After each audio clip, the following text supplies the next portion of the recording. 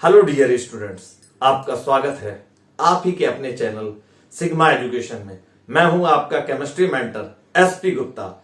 आज हम आपको पढ़ाएंगे gram atomic mass, isotopes and average atomic mass of isotopes. तो let's start. Gram atomic mass, gram atomic mass ये होता क्या है, इसको देखते हैं। ग्राम एटॉमिक मास हम कह सकते हैं gram atomic mass is defined as mass of Na atom. Na मतलब 6.022 into 10 to the power 23 atoms in gram. इतने एटम का मास ग्राम में, या इसी को कहते हैं mass of 1 mole of atom. 1 mole of atom, 1 mole atom का जो मास होता है वही हमारा ग्राम एटॉमिक मास कहलाता है, और इसकी यूनिट हमें ग्राम में ही लिखना है। अब ध्यान दीजिए, एक एटम का मास हम जानते हैं, तो ग्राम एटॉमिक मास GMM, GAM, ग्राम एटॉमिक मास आपका हो जाएगा किसके बराबर? हम कह सकते हैं एटॉमिक मास। हम एटॉमिक मास तो जानते हैं, एटॉमिक मास मतलब एक एटम का मास इनटू आपका ये क्या है, ये इतने एटम का मास है। एटॉमिक मास कितने एटम का है? 1 एटम का, और इतने एटम का मास निकालना है हमें, तो क्या करेंगे? मल्टीप्लाइड बाई 6.022 इंटू 10 की पावर 23, और जब हम निकालेंगे आपका एटॉमिक मास, तो आपका आ जाएगा एटॉमिक मास कितना आ जाएगा हम जानते हैं। For an example, atomic mass यदि हमें निकालना है किसी भी एलिमेंट का, लेट्स से जनरल एलिमेंट ले लेते हैं ZXA। ओके, तो इधर ध्यान देना, ये किसके बराबर हो जाएगा? एटॉमिक मास क्या करते हैं, AMU में एक्सप्रेस करते हैं। AMU, A इंटू 1 AMU, यही था हमारा, इंटू 6.022 इंटू 10 की पावर 23, या इसको हम शॉर्ट फॉर्म में लिख लेते हैं Na। और हम क्या जानते हैं 1 AMU के बारे में? हम जानते हैं 1 AMU equal to 1 by Avogadro number, जानते हैं कि नहीं? तो इंटू Na, अब 1 AMU की वैल्यू हम पुट कर देते हैं, A इंटू 1 बाई Na, ये ग्राम है, इंटू Na से Na कैंसिल, तो आपका 1 ग्राम आ गया।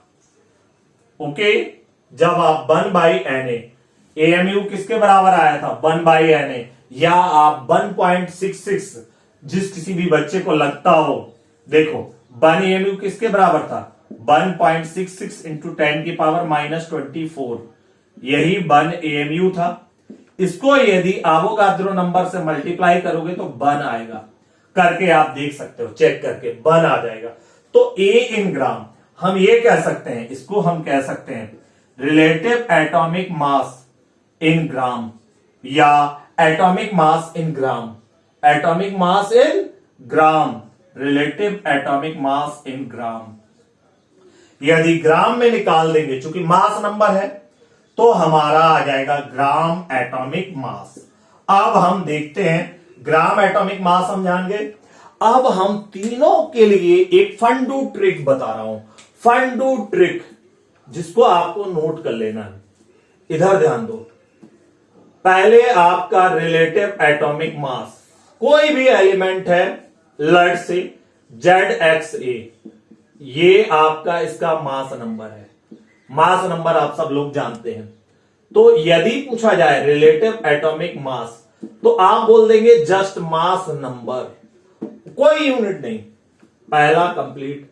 दूसरा, यदि आपको पूछा जाए एटॉमिक मास, तो आप बोल देंगे रिलेटिव एटॉमिक मास निकालना सीख गए।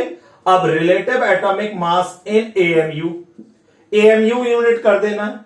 और यदि आपसे पूछा जाए ग्राम एटॉमिक मास, क्या पूछा जाए, ग्राम एटॉमिक मास, तो आप क्या कहेंगे, रिलेटिव एटॉमिक मास को क्या यूनिट दे दो, in unit of gram, in unit of gram. बस 3 बातें आपको क्या कर लेनी है, रिमेंबर कर लेनी है, और ये प्यारे बच्चों बन गया हलवा आपके लिए। अब जल्दी से हम तीनों चीजें निकालते हैं। ये आपका एलिमेंट हो गया, कोई भी एलिमेंट लेते हैं, और ये हो गया आपका RAM, राम। और फिर है आपका एटॉमिक मास, क्या है, एटॉमिक मास। और फिर है आपका ग्राम एटॉमिक मास। अब ध्यान दीजिएगा बच्चा लोग, एलिमेंट आपका लेते हैं, पहला एलिमेंट 2He4, ओके। तो इसका रिलेटिव एटॉमिक मास कितना होगा, 4 होगा। एटॉमिक मास कितना होगा, 4 AMU, यूनिट क्या लिख दोगे, 4 AMU, अंतर इतना है। ग्राम एटॉमिक मास कितना होगा, रिलेटिव एटॉमिक मास इन ग्राम, तो 4 ग्राम, ओके। अगला आपका, यदि मैं पूछूं 20 कैल्शियम 40 कितना हो जाएगा, रिलेटिव एटॉमिक मास हो जाएगा बच्चा लोग, कितना हो जाएगा, आपका हो जाएगा 40, और इधर आ जाएगा आपका 40 AMU, और इधर आ जाएगा बच्चा लोग 40 ग्राम, ग्राम एटॉमिक मास। आपके लिए ये होमवर्क है, और जो कि आपको कमेंट बॉक्स में बताना है, कमेंट करके 9F9 एंड ड्यूटेरियम 1H2, इसको क्या बोलते हैं, इसको बोलते हैं फ्लोरीन, इसको बोलते हैं ड्यूटेरियम। अब अगला टॉपिक है आपका isotopes. What is isotopes, isotopes होते क्या है, isotopes same atomic number but different mass number. अब इसकी कुछ बात है, सेम एटॉमिक नंबर होगा, क्या होगा, सेम एटॉमिक नंबर, तो सेम एलिमेंट का होना चाहिए, मतलब आइसोटोप एक एलिमेंट के होते हैं, ओके, सेम एटॉमिक नंबर। इनमें क्या क्या डिफरेंट होता है, क्या क्या सेम होता है, पहले हम जान लेते हैं। जैसे 6C12 एंड 6C13, ओके, ये दो आपके आइसोटोप है कार्बन के। अब इधर ध्यान दीजिएगा, इसमें एटॉमिक नंबर क्या है, सेम है, सेम एटॉमिक नंबर है, एटॉमिक नंबर सेम है, तो सेम नंबर ऑफ क्या होंगे, प्रोटॉन होंगे, ओके। और क्या कह सकते हैं, सेम नंबर ऑफ क्या होंगे, इलेक्ट्रॉन होंगे। बस डिफरेंस किसमें होगा, डिफरेंस होगा नंबर ऑफ न्यूट्रॉन में। क्यों, क्योंकि हम जानते हैं इस कार्बन 6C12 का मास नंबर क्या है, mass number of 6C12 is equal to 12 and mass number of 6C13 is 13, अलग अलग है। तो मास नंबर होता क्या है, मास नंबर इक्वल टू होता है number of neutron plus number of proton. तो प्रोटॉन तो सेम है, सेम नंबर ऑफ प्रोटॉन है, सेम नंबर ऑफ इलेक्ट्रॉन है, बस डिफरेंट मास नंबर। ए भी क्या है, सेम है, सेम आपका ए क्या है, डिफरेंट है। तो इधर लिख सकते हैं आपका different mass number, different mass number. और क्या डिफरेंस होगा, अगला आपके नंबर ऑफ न्यूट्रॉन भी क्या होंगे, डिफरेंट होंगे। ये पॉइंट छोटा छोटा क्वेश्चन आता है, क्या डिफरेंट होगा क्या सेम होगा, तो डिफरेंट नंबर ऑफ न्यूट्रॉन प्यारे बच्चों, different number of neutron. For an example, यदि मैं कहूं 6C12 में कितने न्यूट्रॉन है, तो न्यूट्रॉन, नंबर ऑफ न्यूट्रॉन का फॉर्मूला क्या हो गया, ए मास नंबर, ए क्या है mass number, minus number of proton, तो आपका हो गया 12 माइनस 6 इक्वल टू 6। और किसमें हो गए ये आपके आपके हो गए प्यारे बच्चों 6C12 में।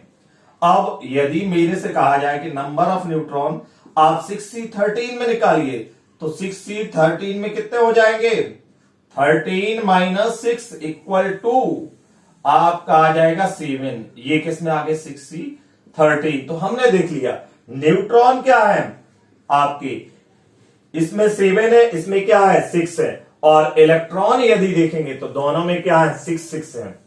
तो आप जान गए क्या क्या सेम होगा, सेम एटॉमिक नंबर होगा, ये दिमाग में रखना है।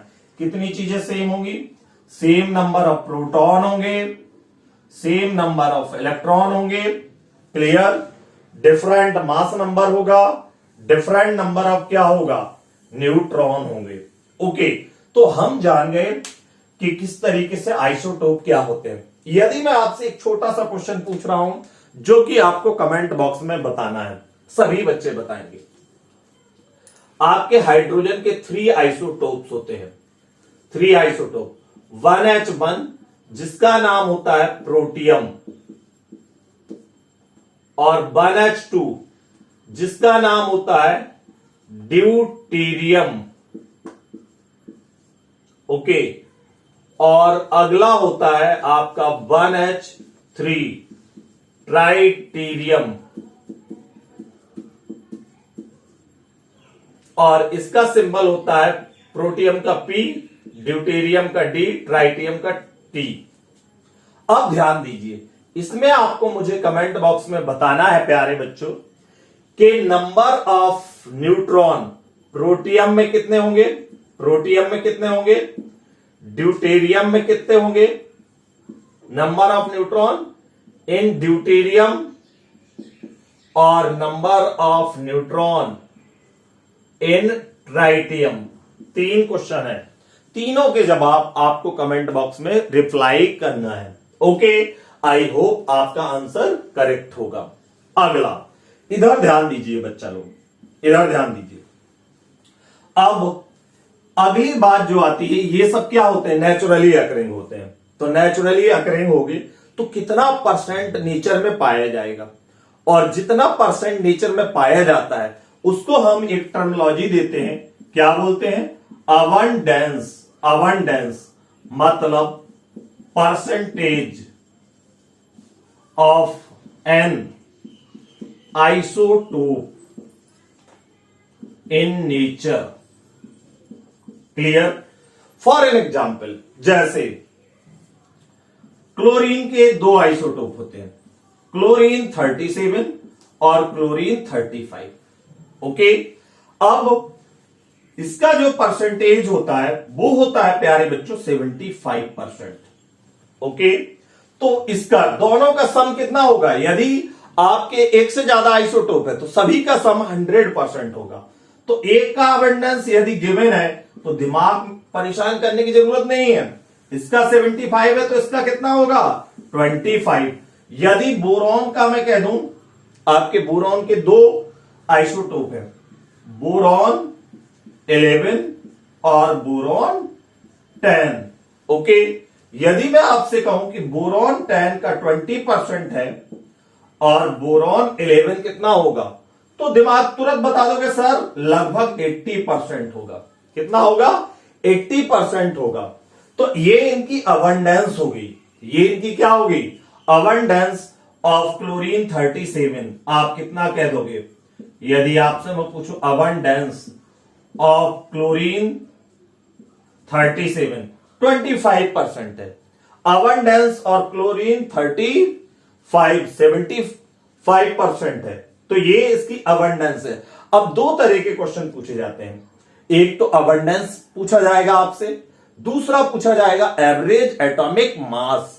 तो एवरेज एटॉमिक मास कैसे निकालेंगे, इसके लिए हम आगे बढ़ते हैं, टेक अ स्नैपशॉट। तो एवरेज एटॉमिक मास क्या होता है, एवरेज एटॉमिक मास होता है आपका weighted average of atomic mass of isotopes means आपको करना क्या है, आपको अबंडेंस दी हुई होगी, ओके, और आपको उसका मास नंबर पता होगा।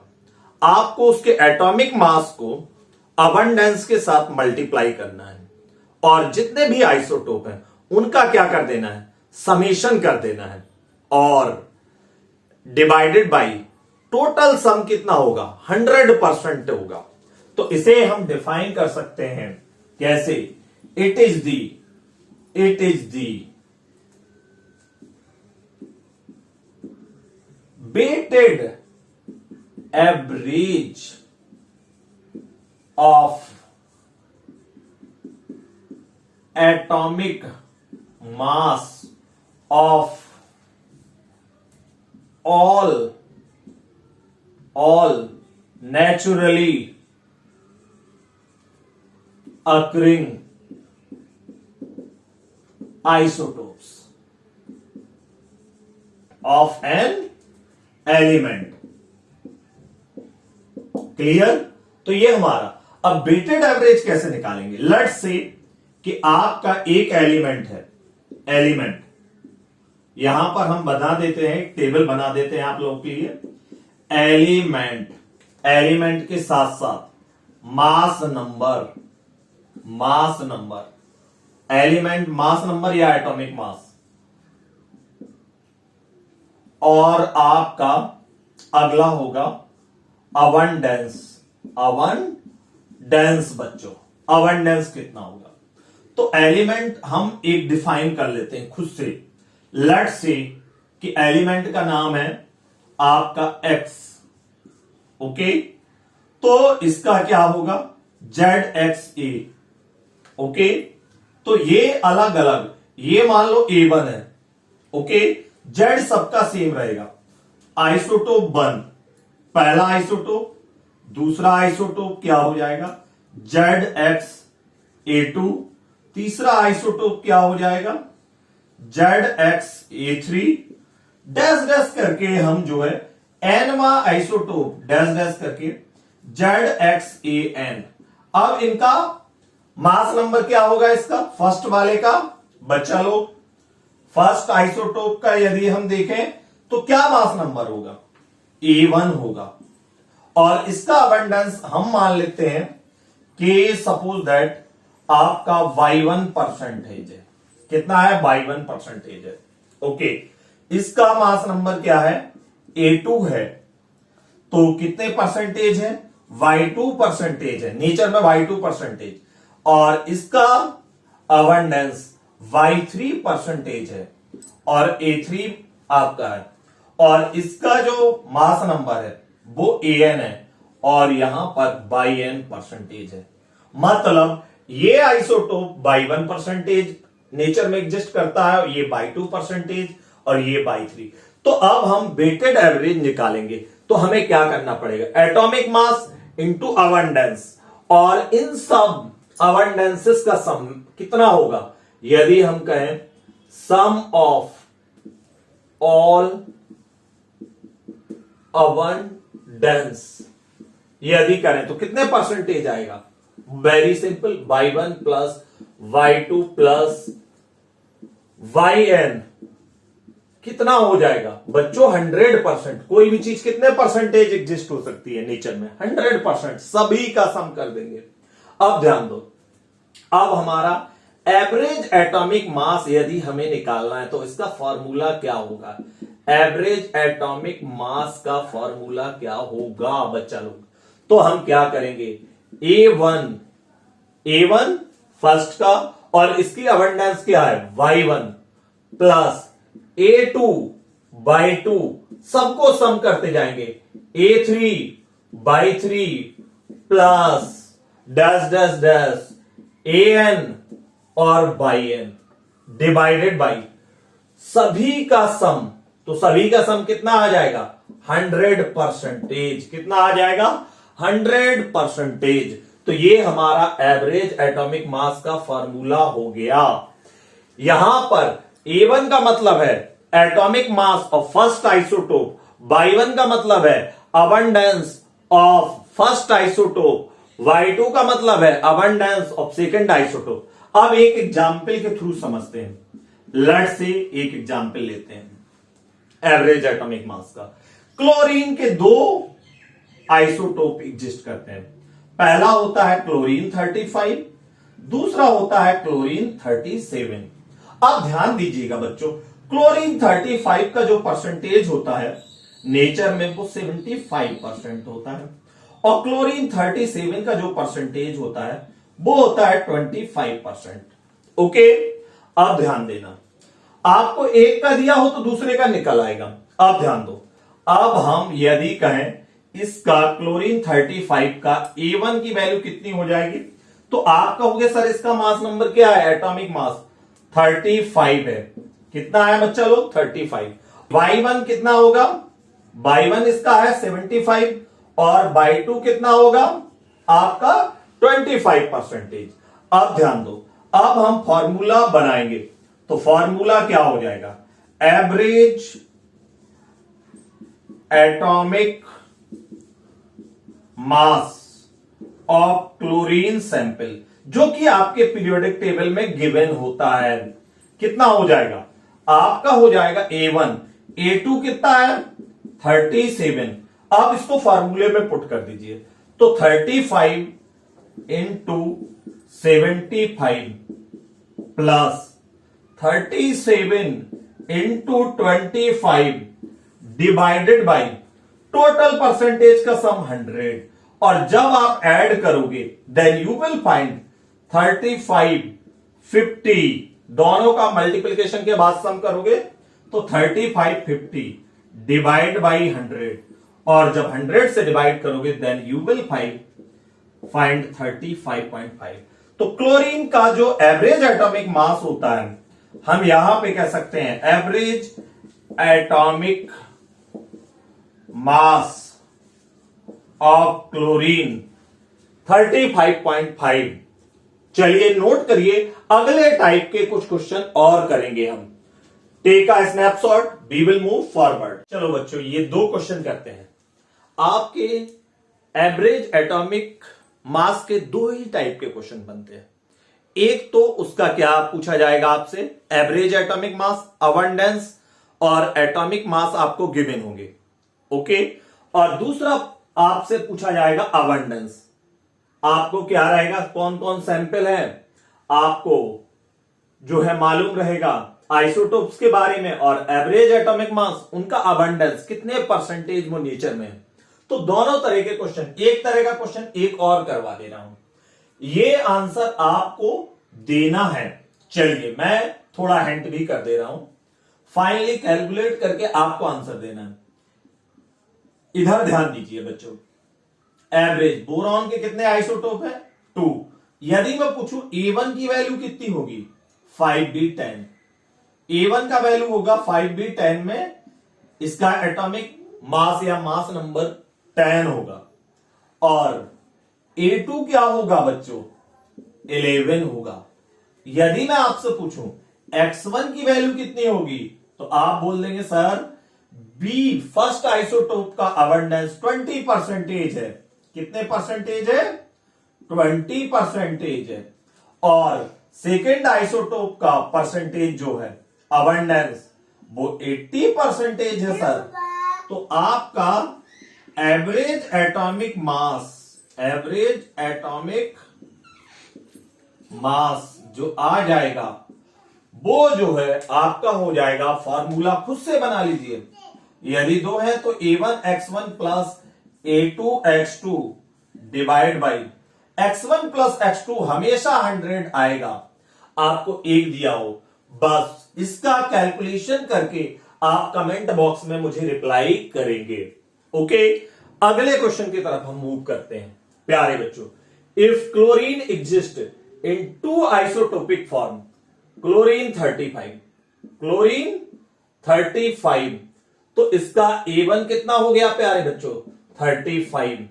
अब ध्यान दीजिए, क्लोरीन 37, तो A2 कितना हो गया आपका 37। अब हम मान लेते हैं कि इसका जो परसेंटेज होगा वो X1 परसेंटेज होगा। अबंडेंस ऑफ क्लोरीन 35 हमने क्या मान ली, X1।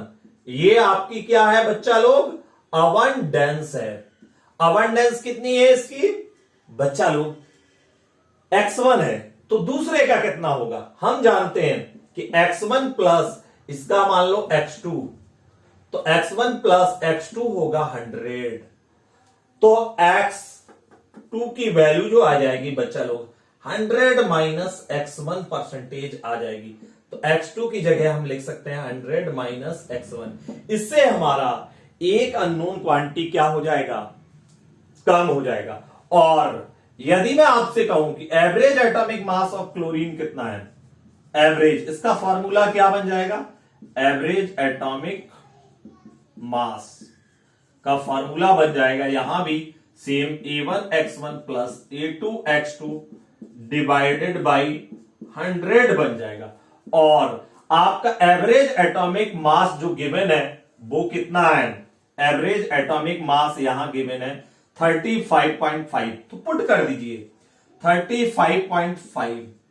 A1 कितना है आपका सर 35 है, इंटू x1 प्लस आपका A2 कितना है 37 इंटू 100 माइनस x1। ओके बच्चा लोग, डिवाइडेड बाई 100। ओके, इसको जब सॉल्व करोगे आप लोग then you will find x1 equal to 75 percentage. After calculating you will find x1 equal to 75 percentage. तो x1 यदि 75 है मतलब क्लोरीन 35 का आपका कितना आ गया परसेंटेज 75। तो x2 अलग से कैलकुलेट करने की जरूरत नहीं है, x2 equal to 100 minus x1 होगा। तो x2 क्लोरीन 37 का x2 जो आएगा वो आ जाएगा 100 माइनस 75, x1 इक्वल टू 25%, क्योंकि हमें दोनों की निकालनी थी, calculate abundance of each isotope. तो ये दो टाइप के क्वेश्चन आएंगे बच्चा लोग, इस पे based, then take a snapshot, we will move forward. Okay बच्चों, टेक अ स्नैपशॉट। तो आई होप कि ये लेक्चर आपको क्लियर हुआ होगा। Then like and share with your friends. मिलते हैं अगले लेक्चर में, तब तक के लिए बाय बाय, टेक केयर।